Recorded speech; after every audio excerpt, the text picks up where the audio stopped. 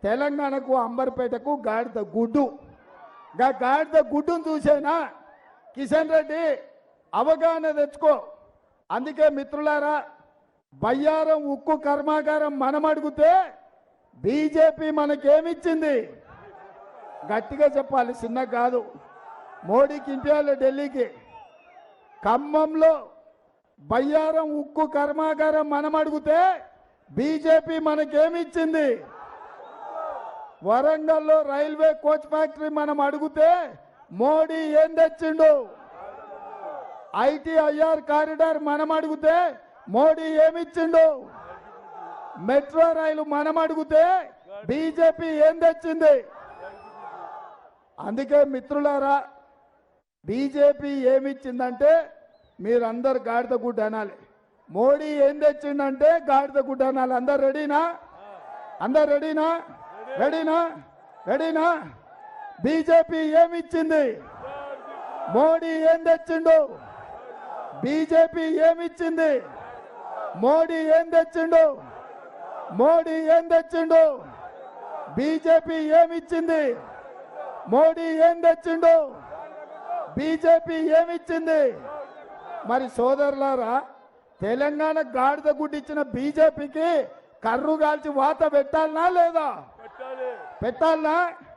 కర్రు కాల్చి వాత పెట్టాల్సిందే కదా. అందుకే మిత్రులారా, బీజేపీల కర్రు కాల్చి వాత పెట్టాలంటే దానం నాగేందర్ను 1,00,000 ఓట్లతో గెలిపించాలి, మెజారిటీ. రెడీనా?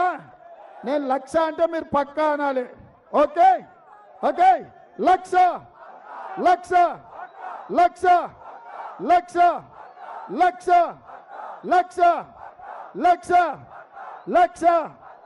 1,00,000 1,00,000 1,00,000 1,00,000 1,00,000 1,00,000. జై కాంగ్రెస్, జై కాంగ్రెస్. ఎందుకు అంబర్పేట బ్రిడ్జిని ఈనాటి వరకు పూర్తి చేయించలే? 2021లో హైదరాబాదు నగరంలో వరదలు వస్తే ఇటు ట్యాంక్ బండ్ నుంచి అటు మూసీ నది నుంచి నీళ్ళు వచ్చి పేదోళ్ళ బస్తీలలో మురికి నీళ్ళు వచ్చి ఇండ్లు తడిసిపోయి, టీవీలు గాలిపోయి, ఫ్రిడ్జ్లు పేలిపోయి, సైకిల్ మోటార్లు కొట్టుకపోయి, ఆటోలు నీళ్ళ మునిగితే అనా పైస కూడా ఈ పేదలకు ఇప్పించలే. ఇదే కాకుండా ఆనాడు వాళ్ళ పార్టీ అధ్యక్షుడు బండి సంజయ్ గారు వచ్చిండు. ఈ నీట మునిగిన బస్తీలను చూసిండు. ఆయన మాట ఇచ్చిండు, బండి పోతే బండి ఇస్తా, గుండు పోతే గుండు ఇస్తా, లారీ పోతే లారీ ఇస్తా అన్నాడు.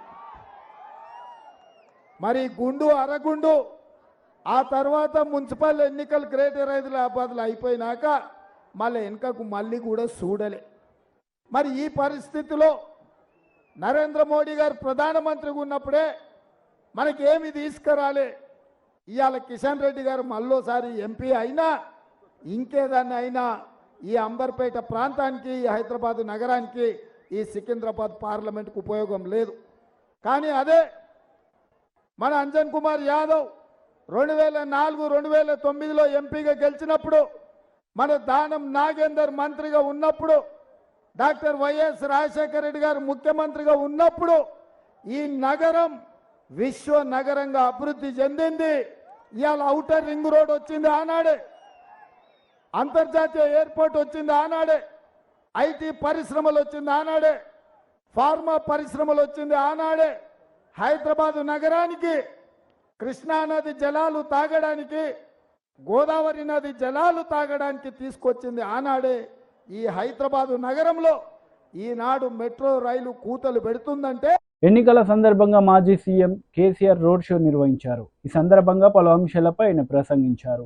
आपका वोट फजूल जाएंगे, कहीं अननेसेसरली यहाँ पे फिर एक बार वो बीजेपी वाला जीत जाएगा, उससे कोई अच्छा नहीं होगा, कोई फायदा नहीं होगा.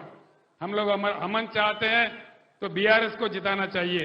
कांग्रेस जीत के कुछ नहीं करने वाला है. इसीलिए मैं आपसे कहता हूं, सीएम साहब खुद कहे यहाँ के कांग्रेस के, नरेंद्र जी आप बड़े भाई हैं, मैं छोटा भाई हूं और गुजरात का मॉडल लाऊंगा. क्या क्या मॉडल लाएंगे? गोधरा मॉडल लाएंगे? लोगों को जिंदा जलाने का मॉडल लाएंगे? क्या लाने का है? गुजरात में क्या है? इफलास मुफलसी के बगैर वहां कुछ है ही नहीं है। नरेंद्र मोदी कोई किया ही नहीं है, कोई तरक्की हुआ ही नहीं है। इसीलिए आप लोग गौर कीजिए, सोचिए। मैं फिर एक बार आपसे अदबन गुजारिश करता हूं, ये मौका है बीजेपी का हराने का। निजामाबाद में बीजेपी को हारना है, बिल्कुल हराना है। हम लोग दो पार्टियों से 6% ऑलरेडी आगे चल रहे हैं। कहीं आप लोग अननेसेसरली उनको डाल के गुमराह होके किसी के बातों में आके गलती मत कीजिए, फिर से बीजेपी को जीतने मत दीजिए, ये मेरा गुजारिश है। मैं इतना कहते हुए रुखसत लेता हूं। సోదరులారా, మీ అందరికి నేను చెప్పేది ఒకటే, ముఖ్యంగా యువకులు ఆవేశంలో ఓటు వేయకుండా ఎన్నికల సందర్భంలో కూడా నేను చెప్పిన ప్రజాస్వామ్య పరిణతితో ఆలోచించి, విజ్ఞతతో ఆలోచించి, ఎవరు గెలిస్తే మంచిది, ఈ రాష్ట్ర భవిష్యత్తు ఎవరి చేతుల్లో ఉంటే మంచిది, అన్ని విషయాలు మీరు కూలంకషంగా చర్చించి బ్రహ్మాండంగా బీఆర్ఎస్ అభ్యర్థులను గెలిపించాలని చెప్పి నేను మనవి చేస్తా ఉన్నా. నేను కూడా హిందువునే, నేను హిందువుని కాదని కాదు, కానీ తెలంగాణ రాష్ట్రంలో ఉన్నటువంటి యావత్తు ప్రజల ఆత్మ బంధువు కేసీఆర్. ఏ ఒక్క వర్గానికో కాదు, తెలంగాణలో ఉన్న అందరు ప్రజలు బాగుపడాలి, అన్ని వర్గాలు మంచిగా ఉండాలి. హిందూ ముస్లిం బాయి బాయి ఉండాలి, అందరం కలిసి బతకాలి. దానిలోనే గొప్పతనం ఉంటుంది, దానిలోనే బలం ఉంటుంది. కానీ ప్రజలను విడదీసి చీలదీసి మత విద్వేషాలు రెచ్చగొడితే వచ్చేదేమి ఉండదు. మీ ఎంపీ నోరు తెరిస్తే ఎటువంటి మాటలు ఉంటాయో మీకు తెలుసు, ఎంత గందరగోళం ఉంటుందో మీకు తెలుసు. ఇలా నరేంద్ర మోడీని నేను అన్ని విషయాలలో వ్యతిరేకించిన కాబట్టి నా బిడ్డ కవితను కూడా అరెస్ట్ చేసి జైల్లో పెట్టినారు. అయినా నేను భయపడను, కాంప్రమైజ్ గాను. ఎట్టి పరిస్థితులలో పోరాటం చేస్తే తప్ప కేసీఆర్ ఏనాడు కూడా లొంగిపోయలేదు, ఇప్పుడు కూడా లొంగిపోయే ప్రసక్తి లేదు. 600 సరే లొంగిపోయే ప్రసక్తి లేదు.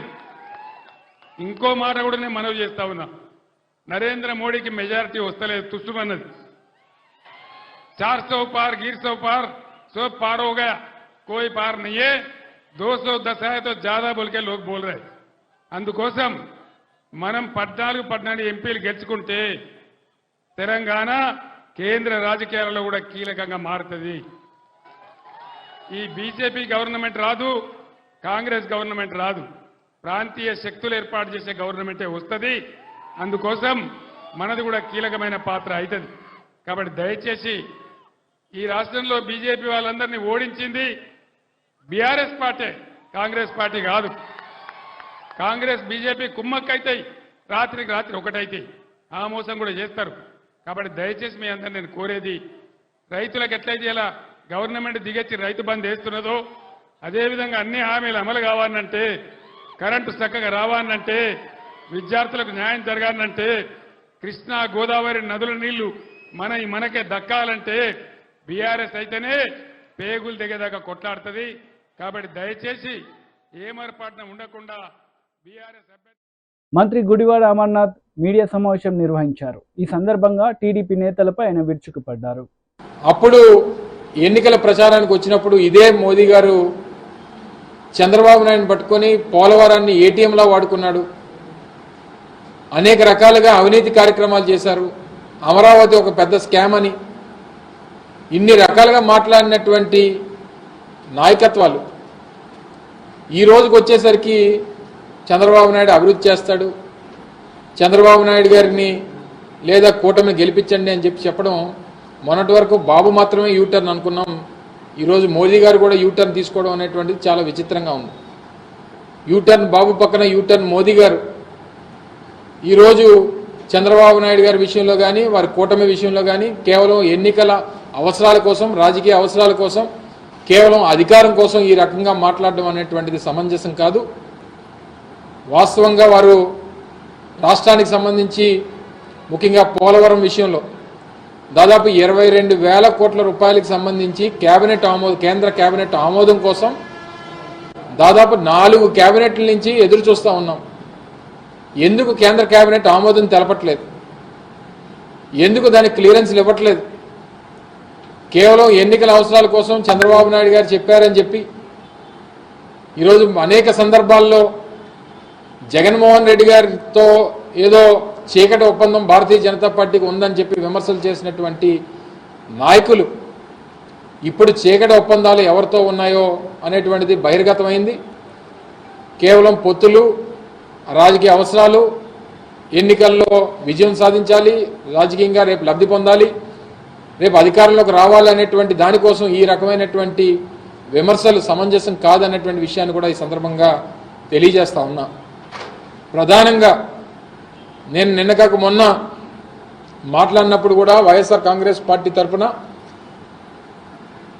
విశాఖపట్నం, ఉమ్మడి విశాఖపట్నం జిల్లాలో జరుగుతున్నటువంటి సభ ఈ ప్రాంత ప్రజల తాలూకా సెంటిమెంటు, రాష్ట్ర ప్రజల తాలూకా సెంటిమెంటు, విశాఖ ఉక్కు ఆంధ్రుల హక్కు అనేటువంటి నినాదంతో సాధించుకున్నటువంటి విశాఖపట్నం స్టీల్ ప్లాంట్ ప్రైవేటీకరణకి వ్యతిరేకంగా జరుగుతున్నటువంటి పోరాటం 1180 రోజులుగా జరుగుతున్నటువంటి పోరాటానికి కనీస గౌరవం ఇస్తారు. ఇప్పటికన్నా ఇక్కడ ఉన్నటువంటి ప్రజల తాలూకా సెంటిమెంట్ తెలుసుకొని తీసుకున్నటువంటి నిర్ణయాన్ని వెనక్కి తీసుకుంటాం, ప్రైవేటీకరణ చెయ్యం, ప్రైవేటైజేషన్ ఆలోచన మానుకుంటాం అనేటువంటి మాట చెప్తారని చెప్పి ఆశించాం. అవసరమైతే ఆ నిర్ణయం తీసుకుంటే అవసరమైతే గాజువాక సీటును కూడా వారికి త్యాగం చేద్దాం, వారికి ఇచ్చేద్దాం, వారి కూటమికి వదిలేద్దాం అని చెప్పి అవసరమైతే పోటీ నుంచి తప్పుకుందాం అని చెప్పి కూడా నేను ప్రకటన చేశాను. దాదాపు 72 గంటల సమయం ఇచ్చాం. వారు వచ్చి కనీసం స్టీల్ ప్లాంట్ పేరు కూడా ఎత్తల. పక్కన ఉన్నటువంటి చంద్రబాబు నాయుడు ఇప్పటికీ నేను పోరాటం చేస్తాను అని చెప్తున్నటువంటి ఈ తెలుగుదేశం పార్టీ నాయకులు ఇప్పటికీ కూడా కనీసం స్టేజ్ మీద ప్రధానమంత్రి గారిని ఈ నిర్ణయాన్ని వెనక్కి తీసుకోండి అని చెప్పి అడిగేటువంటి మాట కూడా మాట్లాడకపోవడం అనేటువంటి. రాజమహేంద్రవరం ప్రజాగలం సభలో జనసేన అధినేత పవన్ కళ్యాణ్ పాల్గొన్నారు. ఈ సందర్భంగా ఆయన ప్రజలను ఉద్దేశించి ప్రసంగించారు. ముఖ్యంగా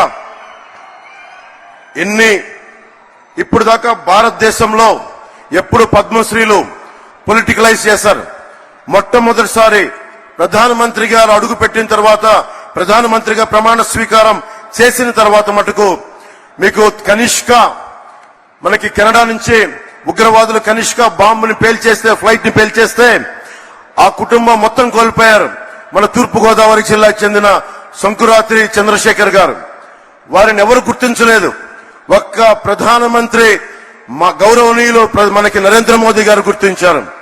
అలాగే ఏటి కొప్పాక బొమ్మలు సివి రాజు గారిని సహజ రంగులతోటి దానిని దాదాపు 500 ఏళ్లుగా ఏటి కొప్పాక బొమ్మల్ని, ఆ కళని ముందుకు తీసుకెళ్తుంది, దాన్ని గుర్తించింది ప్రధానమంత్రి గారు. అబ్బారెడ్డి నాగేశ్వరరావు గారు మనకి నార్త్ ఈస్ట్ లో దాదాపు 33 ఆర్కిడ్లని కనిపెడితే గుర్తిస్తే దాన్ని పద్మశ్రీగా వారికి ఇచ్చారు. కోట సచ్చిదానంద శాస్త్రి 10 సంవత్సరాలుగా హరికథా కళాకారులు వారిని గుర్తించారు. దళువాయి చలపతిరావు మన అనంతపురం మనకి జిల్లా నుంచి తోలు బొమ్మలాటని గత కొన్ని 70 సంవత్సరాలుగా వారిని తీసుకెళ్తుంటే వారిని గుర్తించారు. సుంకర వెంకట ఆదినారాయణరావు గారు ఆర్థోపెడిక్ 10 లక్షల సర్జరీస్ చేశారు పోలియో వ్యాధిగ్రస్తులకి. వారందరినీ గుర్తించిన మహానుభావులు మనకి ప్రధానమంత్రి నరేంద్ర మోదీ గారు. అలాగే వేలు ఆనందాచారి మనకి స్థపతిని వారిని గుర్తించారు. అలాగే మొగిలయ్య, కిన్నెర మొగలయ్య ఎవరు గుర్తించరు. ఇలాంటి వ్యక్తుల్ని మనకెక్కడ మూల ఉన్న కళాకారుల్ని ప్రతి ఒక్కరిని గుర్తించి ఈ రోజున భారతదేశానికి, ముఖ్యంగా దక్షిణ భారతానికి 135 పద్మశ్రీలు ఇచ్చిన బలమైన నాయకులు మన ప్రధానమంత్రి నరేంద్ర మోదీ గారు. వారికి మనస్ఫూర్తిగా నా కృతజ్ఞతలు తెలియజేసుకున్నాం. 100 స్టార్టప్స్ తోటి మనకి ప్రధానమంత్రి గారు రాకముందు ఉన్న భారతదేశం ఈ రోజున 1,17,000 స్టార్టప్స్ ఈ రోజున భారతదేశంలో మొదలైనవి. అందరినీ కలుపుకొని, అందరితో కలిసి, అందరి సహకారంతో ముందుకెళ్తున్నామని భారతదేశం ప్రధానమంత్రి గారి నేతృత్వంలో ఉంటే, కేవలం వైఎస్ జగన్ తన పార్టీ మనుషులు, తన మనుషులు తప్ప మొత్తం 5 కోట్ల మంది ప్రజల్ని హింసించే పరిస్థితుల్లో నేను ఒకటే ప్రధానమంత్రి గారిని కోరుకున్నాను. నేను చేతులెత్తి నమస్కరిస్తున్నాను. మీ ఆశీస్సులు కావాలి. మేము ఈ విష గడియల నుంచి మేము కూడా మీరు కన్న కలలో అమృత గడియల్లో మేము ప్రవేశించాలి, మీరు కలిసి తీసుకెళ్ళండి అని వేడుకున్నందుకు, వారి పెద్ద మనసుతో అంగీకరించినందుకు మనస్ఫూర్తిగా నేను హృదయపూర్వక కృతజ్ఞతలు తెలియజేసుకుంటూ, ప్రధానమంత్రి గారి గొప్పతనం గురించి తెలియచెప్పాల్సిన అవసరం లేదు. ప్రధానమంత్రి గారి కళ 400 పార్లమెంట్లు పైన కొట్టాలి. దాంట్లో భాగంగా మేమందరం ఎన్డీఏ కూటమిగా దక్షిణ భారతం ఆంధ్రప్రదేశ్ నుంచి ఒక పార్లమెంటు సభ్యులే కాదు, ప్రధానమంత్రి గారి కళ కోసం భారతదేశాన్ని సూపర్ పవర్ గా తీర్చిదిద్దే క్రమంలో మా ప్రాణాలను కూడా మీ కళకి మేము అర్పిస్తాం. నా ప్రాణాలని కూడా మేము మీకు అర్పిస్తామని తెలియజేసుకుంటా ఉన్నాం. స్వామి వివేకానంద గారు ఒకటే కోరుకున్నారు, 100 మంది ఇవ్వండి అని చెప్పి ఈ భారతదేశాన్ని మారుస్తానని. ఆ కళలు చిన్నప్పటి నుంచి కళలు కనేవాడిని. ఒకళ్ళు వస్తారా. వార్తలు ముగించే ముందు ముఖ్యాంశాలు మరోసారి. రాజమహేంద్రవరం ప్రజాగణం సభలో పాల్గొన్న ప్రధాని నరేంద్ర మోడీ. ఈ సందర్భంగా ప్రజలను ఉద్దేశించి ప్రసంగం. CM Revanth Reddy road show. BJP BRS పార్టీలపై ఫైర్. ఈ వార్తలు ఇంతటితో సమాప్తం. తిరిగి ప్రసారమయ్యే వార్తల్లో మళ్ళీ కలుద్దాం. అంతవరకు సెలవు. నమస్తే.